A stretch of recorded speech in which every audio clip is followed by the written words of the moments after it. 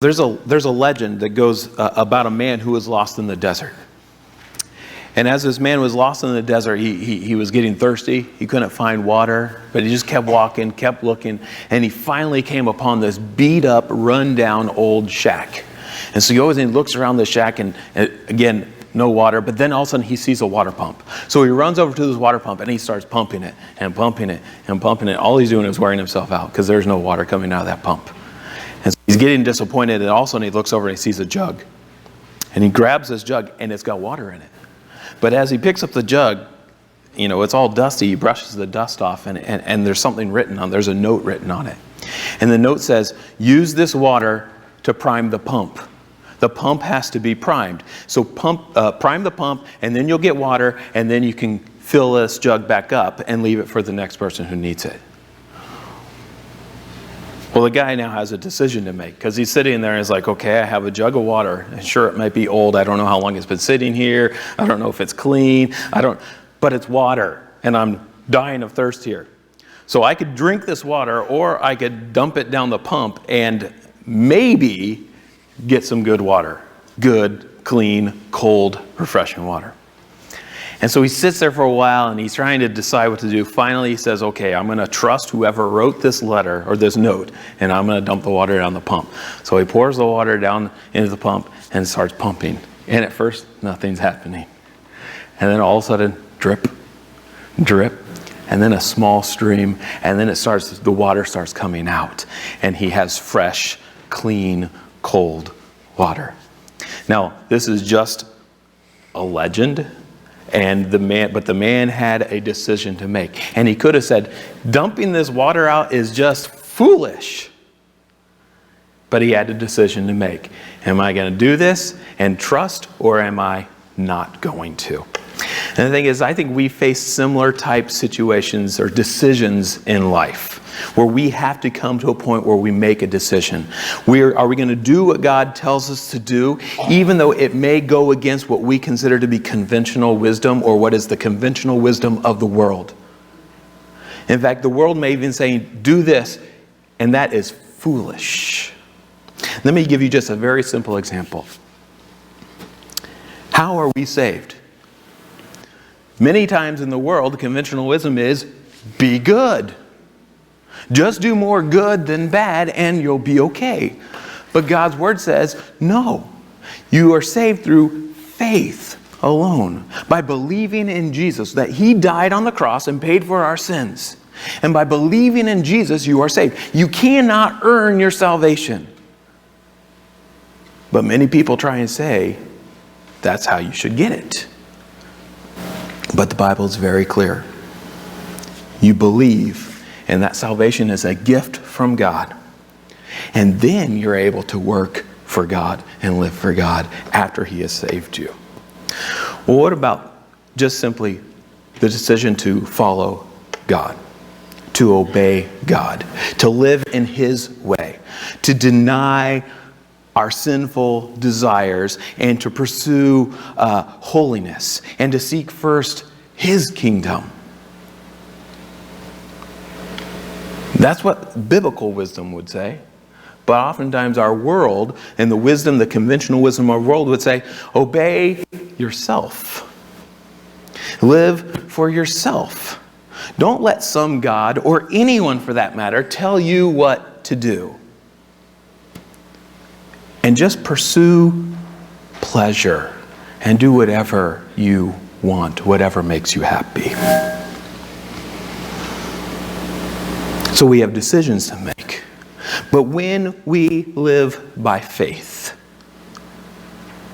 are we being foolish? The world may say so, but I'm going to say no. I think the opposite is true. When you are being obedient to God, you are living in faith, and you are not being foolish. To live outside of God's ways is the foolish way. Well, as we continue reading in the book of Joshua, we see a clear example of this truth. We're going to begin in Joshua chapter 6, verse 1 today. But before I read any of this, let me remind you where we're at in the story. If you remember last week, we covered the part where they had renewed their covenant and renewed the relationship with God and celebrated the Passover. And then they had eaten food in the land for the first time, and God stopped sending the manna. And then Joshua was out walking around near Jericho. And as he was out walking around near Jericho, he saw a man standing there holding a sword. And we found out that he was actually the commander of Yahweh's army, and that God was there to fight for his people, Israel. So this is where we pick up the story in chapter 6, verse 1. It says, "Now Jericho was shut up inside and outside because of the people of Israel. None went out and none came in." Now, in the previous chapters, we read that the people in Jericho were terrified.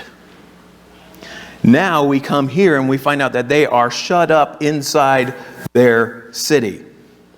They're terrified because they had heard about God. They had heard about his power and how he had delivered Israel and how he had given their enemies into their hands. And so now they're there and they are terrified. And now we see what they've done because of their fear. They've locked themselves inside the wall of their city.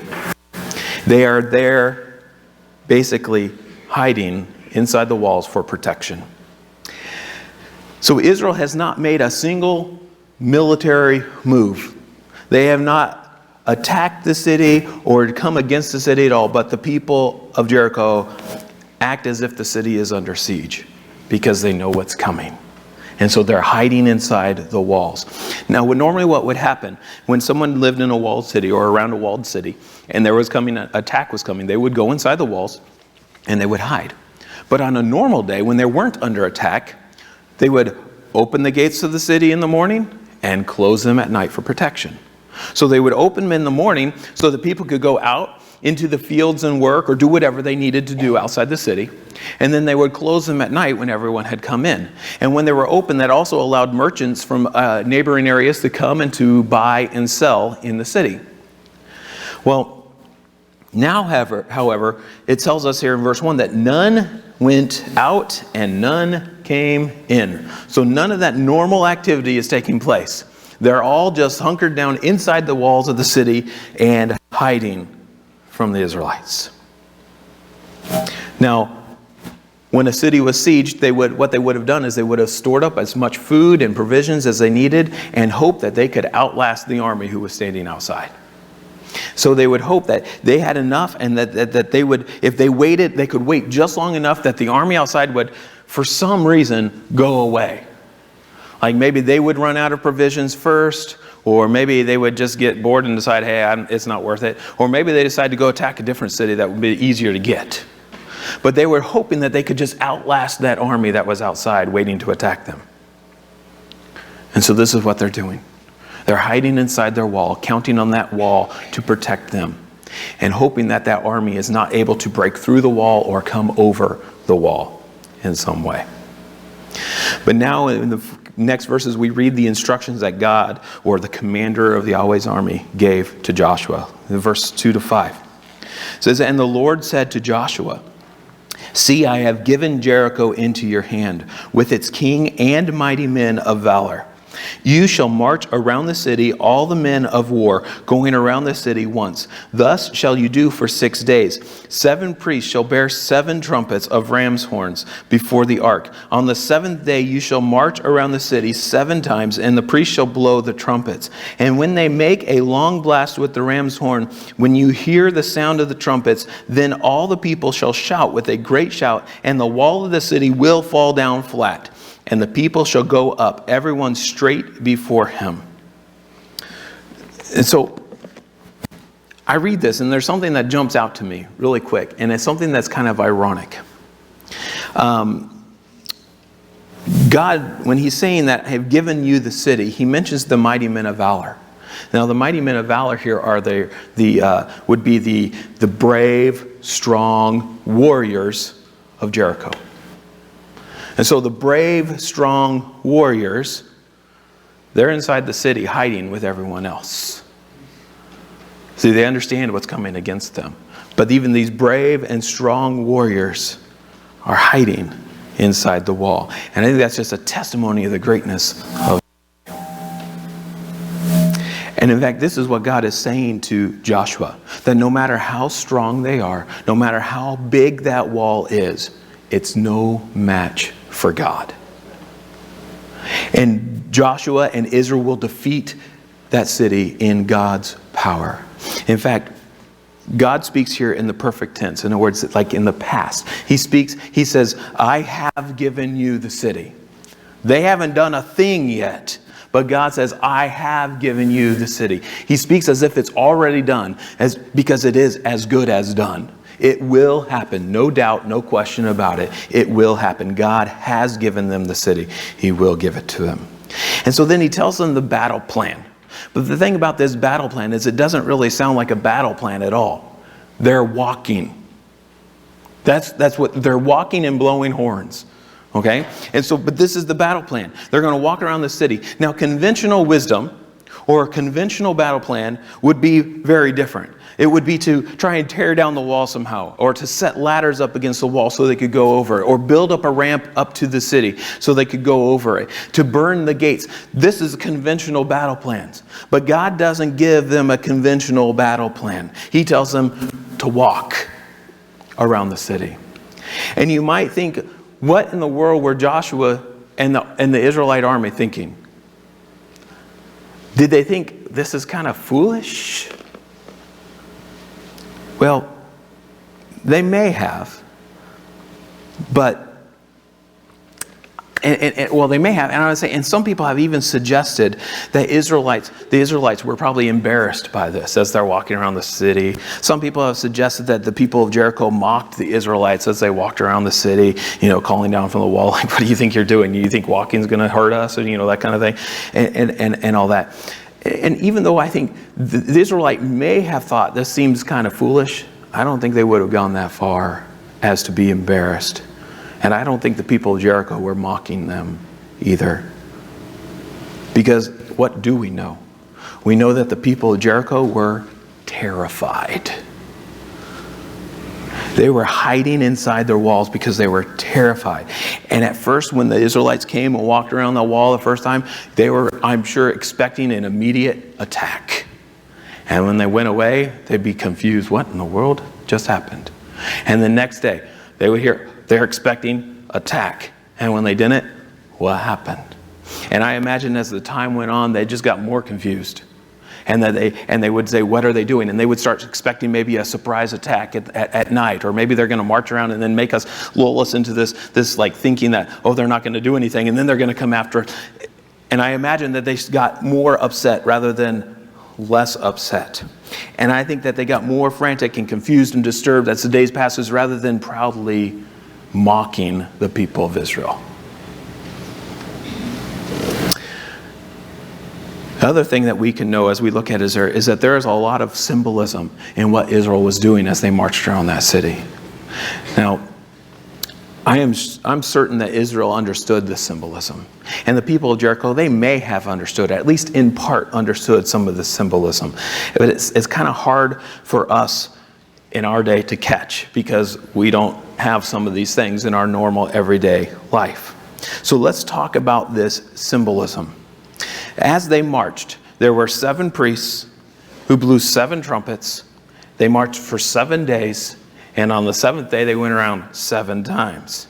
Now, this 7 is obviously repeated over and over again, and 7 represents, in that culture, represents completion or perfection. Now, the people of Jericho wouldn't have caught this right away because they wouldn't have known the first day, they're going to go around 7 times. Or they're going to go for 7 days. They want to catch this right. But I'm thinking that the Israelites would have understood this number 7, this idea of completion. But all of these 7s take together suggest that this is God's perfect plan, and it would bring about complete victory for Israel. The next piece of symbolism is that when they marched with the Ark of the Covenant.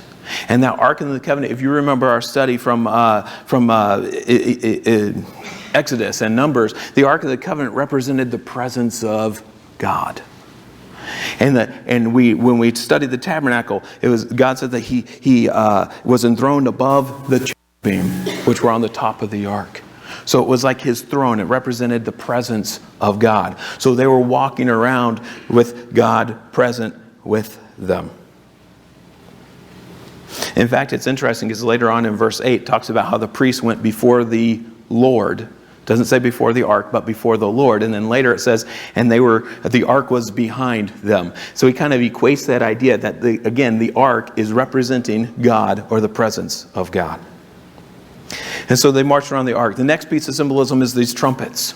Now these trumpets that they were blowing, they could be used to sound an alarm.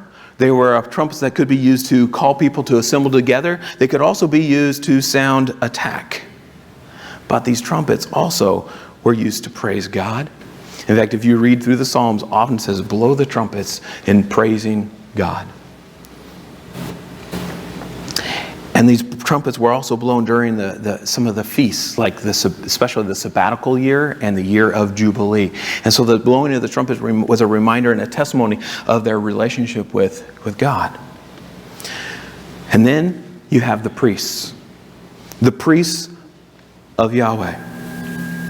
The priests who walked in front of the ark and blew the trumpets were the priests of Yahweh, of God, in which they were representatives of God. So as they went through marching, they were representing God. So you put all this symbolism together, and you have a great proclamation of the coming of Yahweh.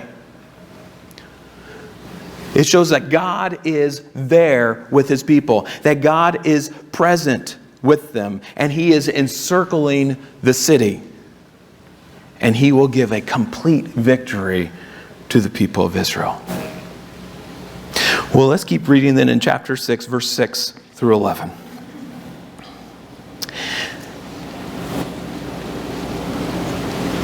It says, verse 6, so Joshua the son of Nun called the priests and said to them, take up the ark of the covenant and let 7 priests bear 7 trumpets of ram's horns before the ark of the Lord. And he said to the people, go forward, march around the city, and let the armed men pass on before the ark of the Lord. And just as Joshua had commanded the people, the 7 priests bearing the 7 trumpets of ram's horns before the Lord went forward, blowing the trumpets, with the ark of the covenant of the Lord following them. The armed men were walking before the priests who were blowing the trumpets, and the rear guard was walking after the ark, while the trumpets blew continually. But Joshua commanded the people, you shall not shout or make your voice heard, neither shall any word go out of your mouth until the day that I tell you to shout. Then you shall shout. So he caused the ark of the Lord to circle the city, going about it once. And they came into the camp and spent the night in the camp. And so he goes and he tells the priests and the army what they need to do. He gives them the order of procession. That first there's going to be a front guard, then there's going to be the priest, then it's going to be the ark, and then it's the rear guard. And they go out and they march out of the camp. And as they march out of the camp, they go and they circle around the city. They walk around the entire city. And when they get around the city, they just go back to the camp and hang out for the rest of the day and sleep the night. But as they were marching around the city, they marched in total silence, except for the constant sound of the trumpets. The constant sound of the trumpets that were being blown. Now, how long did it take them to walk? We don't really know, because we don't know the exact size of Jericho. However, estimates have made that it could have been such a size that it would take about 30 minutes to walk around, and other people have estimated as much as an hour and a half to walk around. But anyways, the people would go out and they marched around the city. They do it, and then they stop for the day. Now I want you to imagine the people of Jericho here. They're inside. They're just waiting to be attacked. They're hiding and hoping that their wall will protect them. And they hear the sound of the trumpets blowing. And they hear the sound going around the city. All the way around the city. And then nothing. And you have to be wondering, what in the world is going on? And I imagine the people being very scared and very confused. Let's keep reading verse 12. Then Joshua rose early in the morning, and the priests took up the ark of the Lord, and the 7 priests bearing the 7 trumpets of ram's horns before the ark of the Lord walked on. And they blew the trumpets continually, and the armed men were walking before them, and the rear guard was walking after the ark of the Lord, while the trumpets blew continually. And the second day they marched around the city once, and returned into their camp. So they did for 6 days. So they do the same exact things for 5 more days. One trip around the city in complete silence except for the constant sound of the trumpets. And then go back to camp. Now let's think about this from Israel's perspective. Even knowing the symbolism, even understanding what these things meant, you have to realize these men were ready for battle. And what were they doing? Walking. They were ready to go and take their land. But God has them walking around the city. For an entire week, nothing but walking. But not only that, as they walked around the city, these are soldiers, and so they know to expect attacks as well.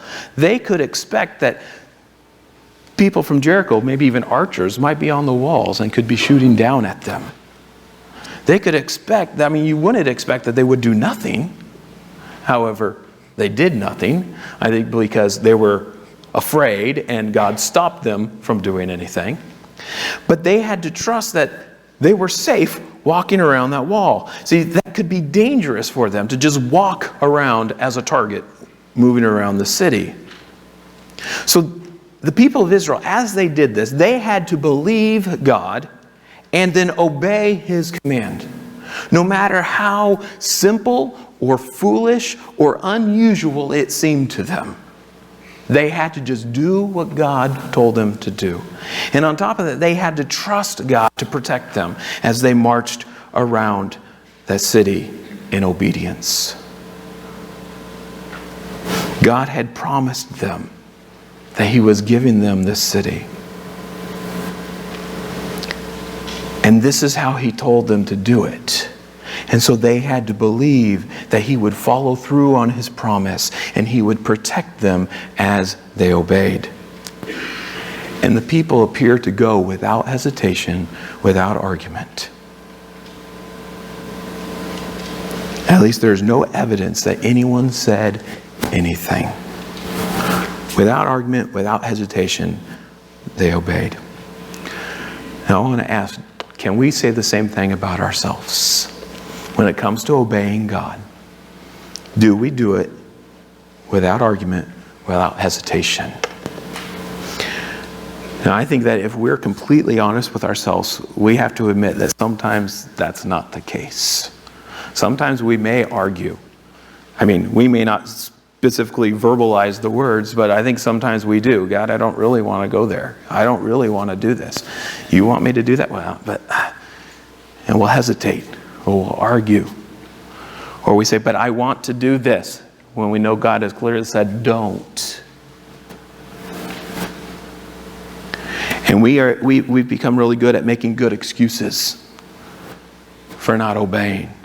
And we can rationalize things, and we can come up with some really reasonable arguments. Well, that's just not safe. That's just not right. That just seems foolish. No one would do that. And sometimes we're slow to obey because it doesn't fit with worldly wisdom, or it doesn't fit with what we want to do or how we want to do it. Of course, when I think of this, I think of Peter and James and John when Jesus appeared to them on the shore and said, throw your nets over to the other side and you catch the fish. And then they come in and He says, come, follow me. And what do? It says they immediately left their nets and everything and immediately followed Him. That's the kind of obedience God wants from us. We need to obey without argument and without hesitation. Well, in the remaining verses of this chapter of Joshua, we see God's judgment on sinful people, the sinful people of Jericho. But we also see blessing and salvation. Let's keep reading. Look at verse, we're going to see that God blesses people who respond to him in faith. Look at verse 15. On the seventh day, they rose early at the dawn of the day and marched around the city in the same manner 7 times. It was only on that day that they marched around the city 7 times. And at the 7th time, when the priests had blown the trumpets, Joshua said to the people, "Shout, for the Lord has given you the city." So the 7th day, they get up early at the break of dawn. I mean, the reason why they get up, because they got a lot of walking to do that day. And then they got to finish the battle after that. So they get up early at the break of dawn and they start circling the city. And this time they circle the city once, but then they don't go back to camp. They keep going. And they go around 7 times. And just imagine the sound. And the people in Jericho, as the sound of the trumpets went around once and they're expecting now, okay, it's going to stop. And it keeps going. And then it goes again. And it goes again. And that constant sound of the trumpets going round around the city. And then he tells them to shout. But why does he tell them to shout? I love the reason he gives it.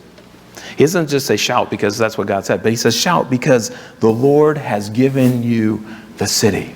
So this shout, it's not just a battle cry. It's not just like, yeah, let's go. This is a shout of victory. Yes, it's ours. God has done it. He's given us the victory. They still haven't lifted a finger in battle, but they're shouting in victory because God has given them the city. So he tells them to shout, and they do. Verse 17 says, and the city and all that is within it shall be devoted to the Lord for destruction. Only Rahab the prostitute and all who are with her in her house shall live, because she hid the messengers whom we sent. But you keep devoted to destruction, lest when you have devoted them, you take any of the devoted things and make the camp of Israel a thing for destruction and bring trouble upon it. But all silver and gold and every vessel of bronze and iron are holy to the Lord. They shall go into the treasury of the Lord. So here we get some more instructions about what they're supposed to do. And I think probably Joshua probably gave them these instructions earlier. And maybe at this point he may have reminded them some things. But I don't think he said, all right, shout. And by the way. And gave them all the instructions. So I think he probably gave them, but we're told this for our benefit at this point so that we understand what's supposed to happen. But so he tells them to go in and to do these things. But he tells them that the city and everything in it is devoted to God. Now, literally, this word is under the ban. And what that means is that the Israelites are banned from taking anything from the city because it is all devoted to God. Now, in most of the battles that Israel fought, they were able to collect plunder, gather plunder, just like most armies did, or all armies did in that day. And so they were able to do that. But in this battle and in a few others, they were not allowed because they were under the ban or devoted to God. What that meant is that all of the people in the city and all of the animals were to be put to death, and the city was to be destroyed. But the gold, silver, bronze, and iron were to be brought into the treasury of the Lord. The only exception to this in the city of Jericho was Rahab and her family. Now, people often ask why, if all these things were devoted to God, why were some of them destroyed? Well, there's a couple answers to that. First of all, the people were killed or destroyed because God was judging them for their sin. They were under God's judgment. If you remember from our study in Genesis, Abraham, God told Abraham, your people are going to go away into slavery for 400 years, and then they're going to come back, and I will give them this land. And he says, for the sin of the Amorite is not yet complete. In other words, they have not come to a point where I am ready to judge them yet. But at this point, as God is giving the land to Israel, He is actually judging the people for their sin and their terrible wickedness. And He is doing it through the people of Israel. And so he is judging the people for their sin. And that's why here in this case, the people were to be put to death.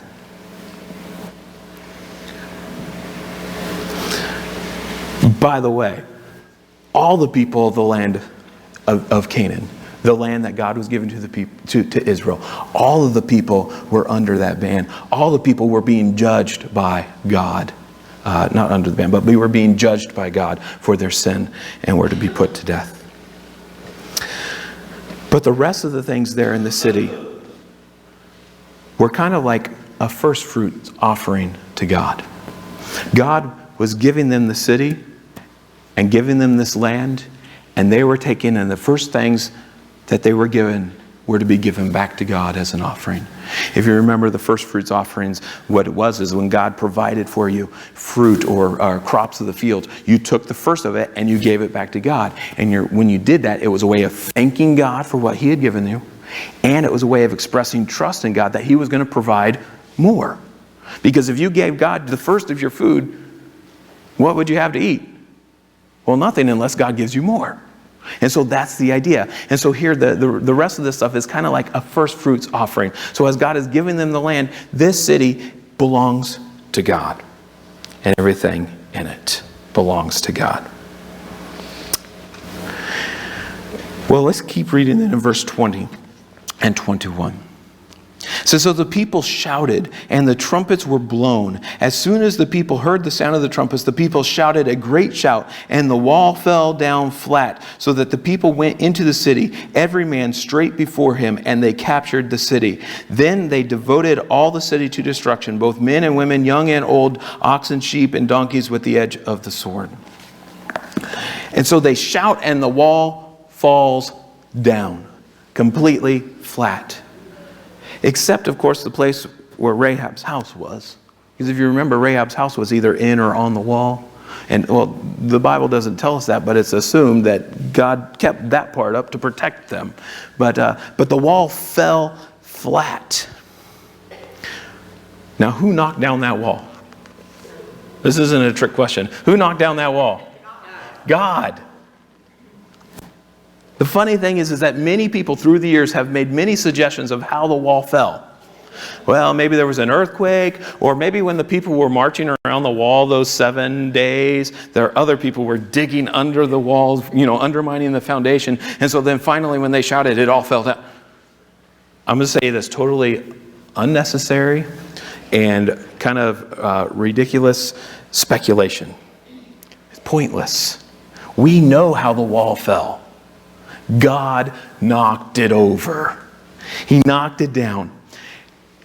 And he completely flattened it so that the people were able to run right into the city and take the city. You see, they believed God. And he gave them a total, complete victory. But here in the middle of this story, there's this great note of salvation woven into this story of battle and judgment. Read with me verses 22 to 25. It says, but the two men who had spied out the land, Joshua said, go into the prostitute's house and bring out from there the woman and all who belong to her, as you swore to her. So the young men who had spied out the land went and brought out Rahab and let her father and her mother and brothers and all who belonged to her. And they brought all her relatives and put them outside the camp of Israel. And they burned the city with fire and everything in it. Only the silver and gold and the vessels of bronze and of iron they put into the treasury of the house of the Lord. But Rahab the prostitute and her father's household and all who belonged to her, Joshua saved alive. And she has lived in Israel to this day because she hid the messengers whom Joshua sent to spy out Jericho. So Joshua sent those two men who had gone as spies to find Rahab. And this makes total sense because they're the ones that made the vow to her. So they are fulfilling their vow to go and bring her out. Also, on a very practical level, they would recognize her. and she would recognize them. So they would know who each other were. And so they go in and they get Rahab and all her family, everyone who's there with her. And they bring her back and they take them and they have them stay outside the camp of Israel. Now, this may sound a little strange. Why outside the camp? Why don't they just let them stay in the camp? Well, this isn't an act of superiority like, oh, you're not one of us, we're better than you, or anything like that. It's not an act of distrust, like, I don't know that you're really going to be good to us or whatever, so you're outside. What this is that Rahab and her family were unclean. They were unclean, and they were not part of the covenant people of God. Because who was allowed to live in the camp or be in the camp? Only those who were of the covenant and clean. And so they, in order to be in the camp, would have to go through a ritual cleansing. In order to become part of the people of Israel, they would have to, the men would have to be circumcised, and they would have to go through the ritual cleansing before they could join in with the people and live in the camp as part of the people of God. And I'm going to say apparently they did that, though. Because, for one thing, we know that, as we looked at last week or a couple weeks ago, that Rahab is found in the ancestry of King David and of Jesus. And so Rahab and her family became a part of the people of God. And not only that, but even here in verse 25, it tells us that she has lived in Israel to this day. So when the book of Joshua was written, she was still there. She was living amongst the people of Israel. And so I believe that they did go through the process of becoming Israelites and becoming a part of the covenant community and being cleansed. And her family believed God, and they were saved from God's judgment because of their faith. See, that's the cool thing, is by faith, they entered into the covenant community of God's people. Rahab and every sinner, all sinners, including us, deserve God's judgment. But God is a gracious God, and He forgives and He saves those who respond to Him in faith. Those who come to Him and believe in Him. And today, those who believe in Jesus as their Savior are saved because of their faith. Regardless of who they are or where they've come from or what they've done, it doesn't matter. If you come to God and you believe in Jesus, He forgives you of your sins and makes you His child. He brings you into the family. Just awesome news. Well, there's just two more verses that we want to look at this morning. Verses 26 and 27.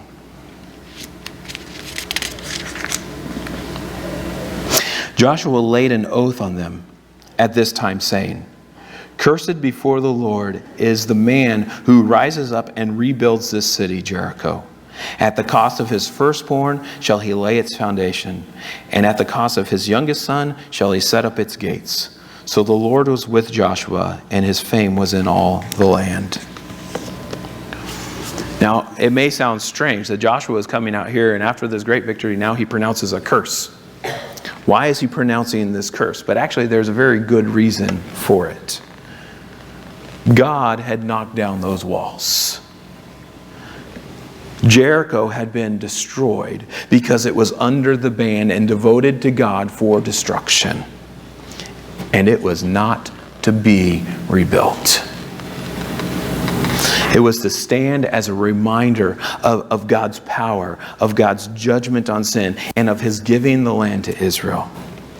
And so Joshua set forth this prohibition and said, "Do not rebuild this city." And says whoever does will suffer loss because of it. Now, this prohibition was kept for about 500 years, till finally a man dared to oppose God's decree. It was in the time of Ahab, one of the most wicked kings of Israel's history. And you can find it in 1 Kings chapter 16, verse 34, where this man dared to defy God's decree. And when I say God's decree, the reason why I say that is because Joshua was speaking for God. And in fact, this verse in 1 Kings tells us that the Lord was speaking through Joshua. So this was God's decree. You do not rebuild this city. But this man dared to defy God's decree, as spoken through Joshua. And when he did, he lost his oldest son and he lost his youngest son. Exactly what was warned. And I have to say, that is foolish. To oppose a decree of God, that is foolish. Don't oppose God and don't oppose his creeds. Because no matter what you think, it's not going to get you anywhere.